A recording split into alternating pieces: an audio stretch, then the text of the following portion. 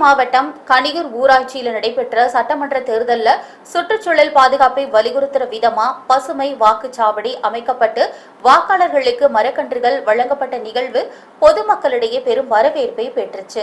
கோவை மாவட்டம் கணியூர் ஊராட்சிக்குட்பட்ட கிராமங்களில் உள்ள வாக்குச்சாவடி மையம் எண் 70, 73 மற்றும் 74 ஆகிய இடங்கள்ல இந்த முன்மாதிரி நடவடிக்கையும் மேற்கொள்ளப்பட்டுச்சு. ஊரக வளர்ச்சி மற்றும் ஊராட்சி துறையின் சார்பில் கணியூர் ஊராட்சி நிர்வாகம் இந்த பசுமை வாக்குச்சாவடிகளை சிறப்பா அமைச்சிருந்தாங்க. வாக்களித்துவிட்டு வெளியே வரும் வாக்காளர்களை ஊக்கப்படுத்தும் விதமா அவர்களுக்கு பூச்செடிகள், பழச்செடிகள் மற்றும் மரக்கன்றுகளும் பரிசா வழங்கப்பட்டுச்சு. இந்த நிகழ்வுல ஊராட்சி செயலர் ஜெகதீசன், கிராம நிர்வாக அலுவலர் முருகேசன், தேர்தல் மண்டல அலுவலர் வாசுதேவன், பசுமை வனம் அமைப்பின் பாலுசாமி, கவிதா ரஞ்சித் மற்றும் ஊராட்சி பணியாளர்கள் கலந்து கொண்டு வாக்காளர்களுக்கு செடிகளையும் வழங்கினாங்க.